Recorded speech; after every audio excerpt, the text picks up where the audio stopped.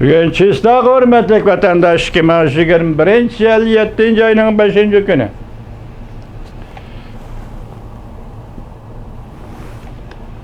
Geçirinler vatandaşlar. Hava yaman sıcak.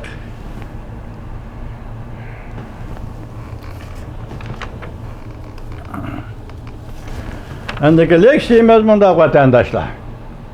Mavzu mındak. Çıdaşka sevir takat kalmadı.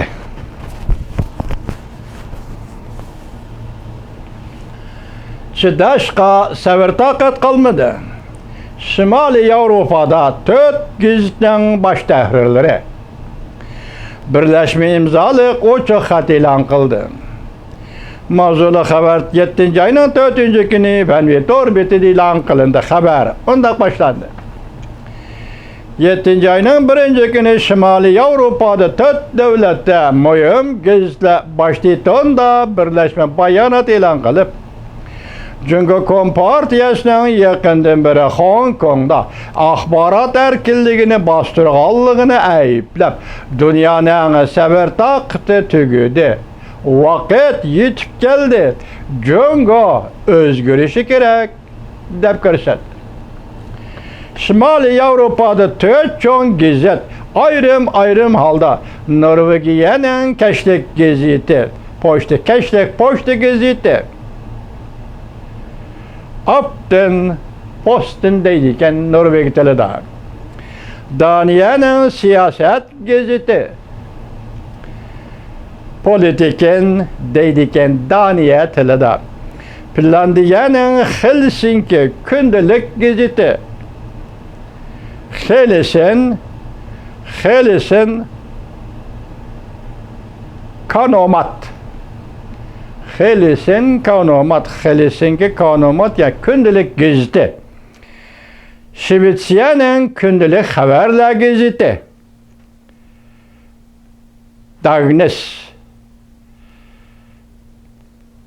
Dagnes Nyheter. Ve Şvet dilinde Dagnes Nyheter dili diken. Şvetsiya'nın gündelik haberler geziti.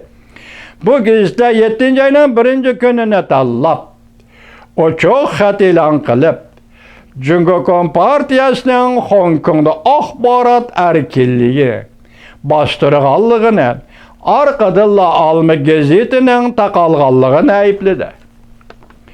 Bu en ahırkı köngüllük ve ümitinin gumram bolğanlığıdır dep görsetti. Çünkü Kompartiyasının bastırışı gün sayın ağırlaşmakta.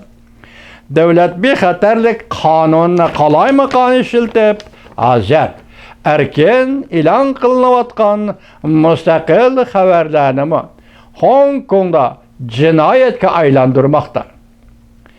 Bu 4 çoğun gizden baş tahrirleri birleşip ilan kılgan uçuk hatta yeter. Emdi yeter. Çünkü şu yerde toxtab kalışı gerek dep çakırı kılıp dünya Cungo'nun Hong Kong'da axbarat erkinliğini boğuşuğa ve bastırışığa kol koyuşturup qarab turalmaydı dep görsetti. Çünkü Kompartiyası kurulğanlığının 100 yıllığını hatırlavatkan peytte Cungo özgürüşü gerek. Devlet özünün ismiga layık hükmürallah üçün emas, xalq üçün hizmet kılışı gerek. Çünkü bir yer nemdeydi, Jonghua Xalq Cumhuriyeti de batılı demesme. Şuna devlet özünün ismiga layık hükmürallah üçün emas, belki xalq üçün hizmet kılışı gerek. Bayanatı biz davamlı Hong Kong'da yüz beriyotgan kişini çöçtüdigan vaziyetning taraqqiyotini xabar qilamiz deb ko'rsat.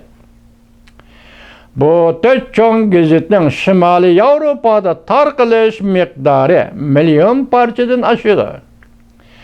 Bu 4 devlet bütün dünya bo'yicha axborot erkinligi sharaf taxtisida avvalgi o'rinni egallaydigan gazeta ve devletlerdir. Bu 4 devlet hükümetleri yana Cungo Kompartiyası bilen hazırgıça qarshilashib, kishilik huquq masalasi bo'yicha hozirgacha qarshilashib kelayotgan davlatlardir.